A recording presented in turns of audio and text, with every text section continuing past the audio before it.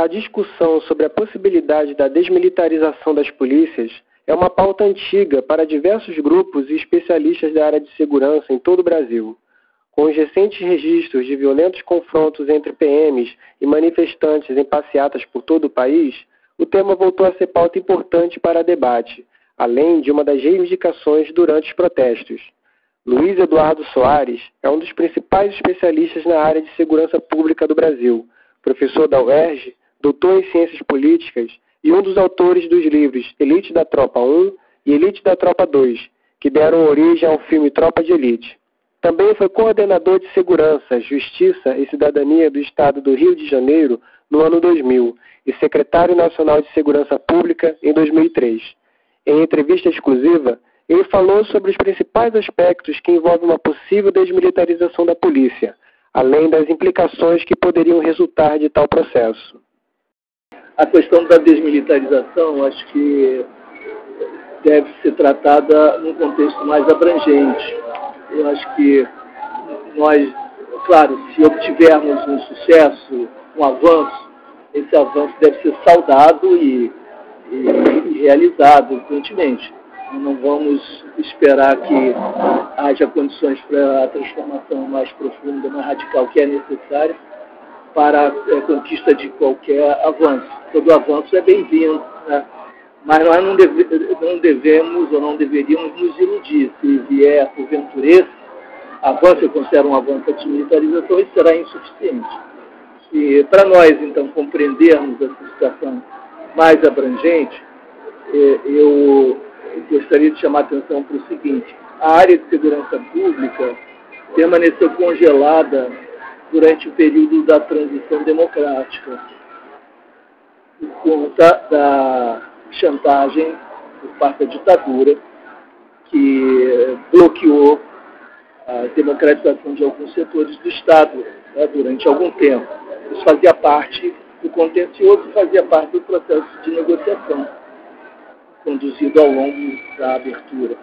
Então, se justificava, se compreendia que, dada a natureza daquele processo, essa área permanecesse intocada durante um determinado período.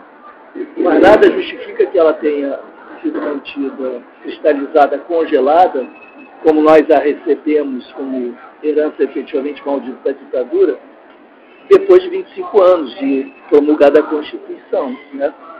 Não há nenhuma chantagem por parte de nenhum poder militar, né? Não há nenhuma pressão superior às forças políticas em jogo. Não há razão nenhuma para que nós mantenhamos intocada essa área. Ela tem de ser integrada ao conjunto das instituições que foram submetidas à democratização. É como se, de fato, a transição democrática não se tivesse completado. Há um setor não atingido pelo processo, não incorporado, não assimilado ao processo de democratização. Claro que houve algumas modificações importantes, houve alterações legais, é claro, e, portanto, nós não estamos exatamente com as mesmas polícias e as mesmas práticas que eram típicas da ditadura, certamente não. Mas a estrutura organizacional é a mesma e muitos elementos da cultura corporativa, das culturas corporativas e institucionais, permanecem intocados. Seja por deficiências da gestão, seja por compromissos propriamente culturais, até simbólicos do passado, né? Seja pela adesão dos valores à estrutura organizacional. Porque a gente sabe que algumas estruturas organizacionais trazem consigo pressões que induzem certas práticas e que promovem certos valores, né? Por exemplo, se eu lhe dou uma arma e o treino para a guerra e o organizo numa estrutura militar bélica, de natureza bélica, que valores eu penso que posso estimular em você, que potenciais, né? Que visão de mundo, que visão do problema que me cabe enfrentar. Uma visão bélica, belicista, militarizada, etc. Né? Então é muito natural que certo tipo de estrutura organizacional suscite a emergência de valores ou o reforço de valores compatíveis com a natureza daquelas funções que são ligadas àquela estrutura nacional. Isso é muito natural, né? Seria muito difícil, numa estrutura preparada para a guerra, que houvesse a disseminação de valores não só voltados para a paz e para a garantia de direitos e para a valorização de direitos humanos, mas para valores que orientassem a ação para o diálogo, a interlocução comunitária, a escuta. É claro, né, há uma contradição muito natural, muito óbvia.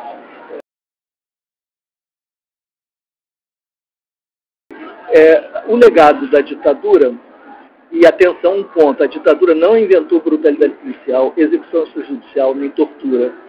Não inventou polícias violentas e corruptas, não inventou nada disso. Faz parte da história brasileira.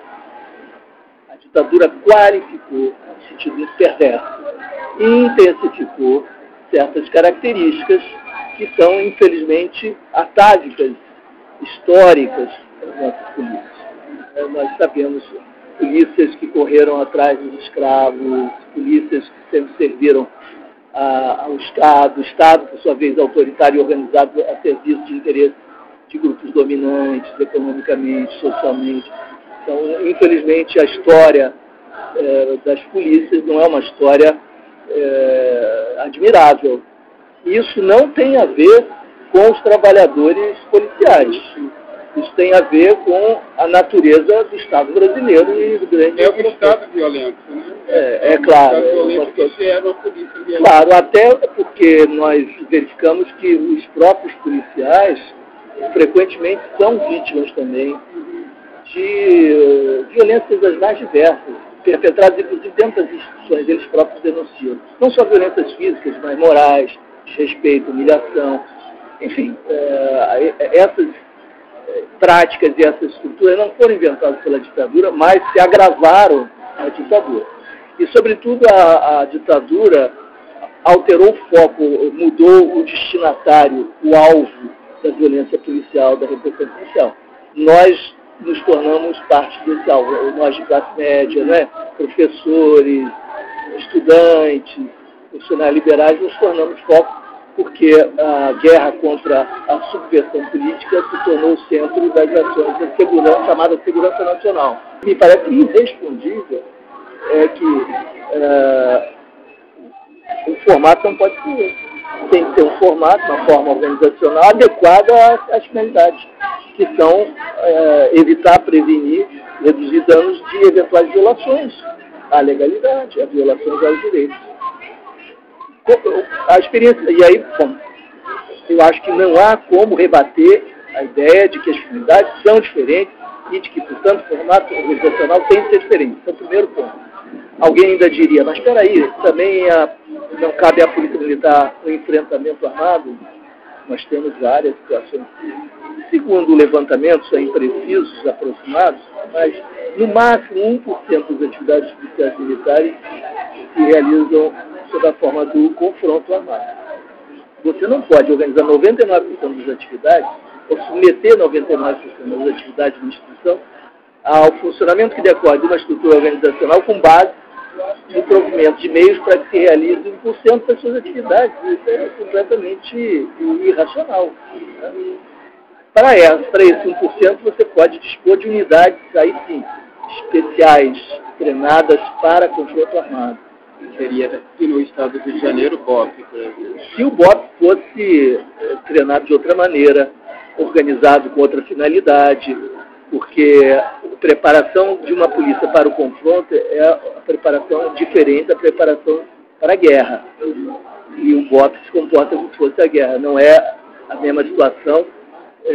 Os confrontos têm de visar a redução de danos e a inviolabilidade de direitos de terceiros, o respeito à comunidade e aos territórios nos quais há qualquer ação. Isso tem que ser absoluta prioridade e não a eliminação de suspeitos, execuções extrajudiciais quaisquer que sejam os preços que se paguem para que se eliminem aqueles que são tidos como inimigos. Então, o BOP vive uma enorme distorção na sua formação, no seu desenho. A única semelhança com o que eu estou dizendo é que ele é uma unidade, que essa tropa é uma unidade especial. Sim, é preciso que haja unidade especial, mas de outra maneira, com outra concepção. Mas é preciso que haja aqueles que estão preparados para o uso da Força Armada, sim. E esses, então, não podem contaminar toda a polícia do ponto de vista da estrutura organizacional.